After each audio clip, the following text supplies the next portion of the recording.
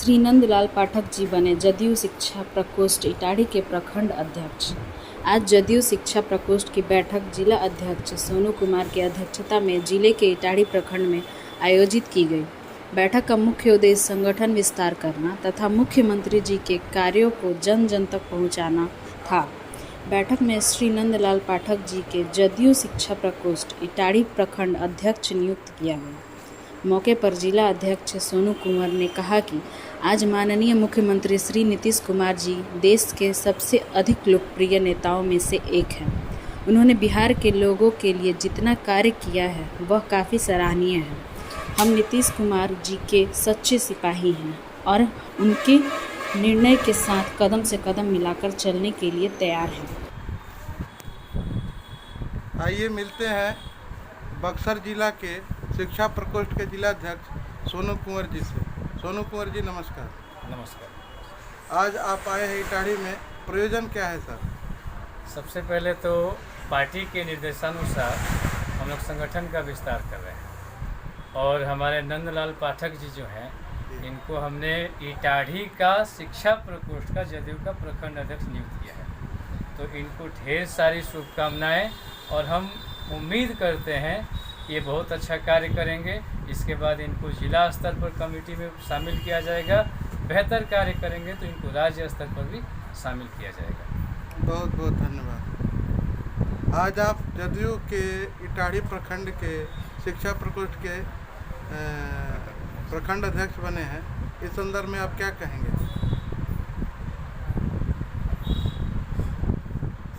बहुत इस पार्टी के निर्देशानुसार इस कार्य को आगे बढ़ाया जाए।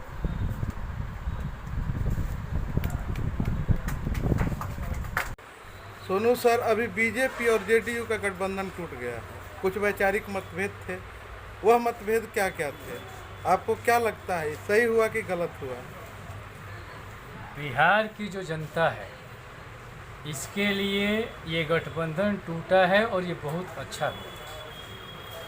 भारतीय जनता पार्टी जो थी वो जेडीयू को अंदर ही अंदर खोखला कर रही थी और जो आरसीपी सिंह थे उनको बिहार का एकनाथ शिंदे बनाया जा रहा था।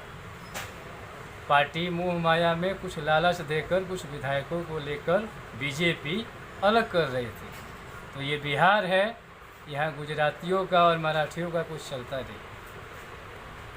लेकिन बीजेपी तो कह रही है कि नीतीश कुमार जो है महत्वाकांक्षी हैं, कुर्सी कुमार हैं और केवल कुर्सी के लिए, कुर्सी किसी भी प्रकार मिले वो अपने वैचारिक मतभेद को भुला के और कुर्सी के लिए कुछ भी कर सकते हैं। देखिए, कुर्सी हमारे पास पहले भी थी। पार्टी कोई बदलता है या गठबंधन का साथी कोई बदलता है तो उसमें कुछ लालच होना चाहिए, लेकिन हमारे पास ऐसा कुछ नहीं था। नीतीश कुमार जी बीजेपी के साथ थे तभी मुख्यमंत्री थे और आज आरजेडी के साथ आए हैं तभी मुख्यमंत्री हैं। ये निर्णय कुर्सी के लिए नहीं लिया गया है, ये निर्णय बिहार की जनता के हित के लिए लिया गया है। और जो बीजेपी के मंत्री थे, शामिल थे, वो अच्छा कार्य नहीं कर रहे थे, वो डिस्टर्ब कर रहे थे, इसलिए हमने ये निर्णय लिया। बीजेपी यह आरोप लगा रही है कि जेडीयू और आरजेडी का गठबंधन टिकाऊ नहीं होगा, क्योंकि इससे पहले भी गठबंधन हुआ था और वो बहुत दिनों तक नहीं चला था। इस पर आप क्या कहेंगे? ये गठबंधन बहुत अधिक दिनों तक चलेगा और हमको लगता है कि हमेशा के लिए ये गठबंधन हुआ है और बिहार की जनता के हित के लिए जो भी निर्णय होगा वो हम लोग हमेशा लेते रहेंगे। क्या आपको नहीं लगता कि जेडीयू और आरजेडी के वैचारिक मतभेद बहुत अधिक हैं? दोनों के राजनीतिक अलग हैं पहलू? ऐसा कुछ नहीं है, राजनीतिक मतभेद हर पार्टी में होते रहते हैं, लेकिन जब बिहार की जनता की बात हो तो आरजेडी को देखिए, बिहार में आरजेडी को सबसे ज़्यादा लोग चाहने वाले हैं। आरजेडी को वोट ज़्यादा मिले, सीट ज़्यादा मिले और बिहार के लोग आरजेडी को चाहते हैं। तो ऐसा कुछ नहीं है कि गठबंधन टूटेगा या ऐसा कुछ होगा। ये गठबंधन बहुत अधिक दिनों तक चलेगा और बिहार का विकास दुगना रफ्तार से अब होने वाला है। ये बहुत जल्दी देखने को मिलेगा। अभी आपने कहा कि बिहार के लोग जेडीयू को बहुत चाहते हैं, लेकिन इस बार विधान परिषद आरजेडी को तो लेकिन बिहार विधानसभा का जो चुनाव हुआ था उसमें तो ऐसा कुछ देखने को नहीं मिला। नहीं, आरजेडी को सबसे ज़्यादा वोट मिला है, जेडीयू को कम मिला, इसमें बीजेपी का हाथ था। जहाँ जहाँ भी जेडीयू चुनाव लड़ा था, ये बीजेपी वाले लोग लोजपा को खड़ा करके वोट कटवाए थे। और अब एक चीज़ और बता देते हैं भविष्य की बात, बहुत जल्द बीजेपी और एलजेपी का गठबंधन होने वाला है, बहुत जल्द। धन्यवाद। लेकिन विधानसभा का जो चुनाव हुआ था उसमें जेडीयू ने मुंह की खाई थी, काफ़ी जगहों पर उसे मात खानी पड़ी थी और सिर्फ 43 सीट मिले थे। इस पर आप क्या कहेंगे?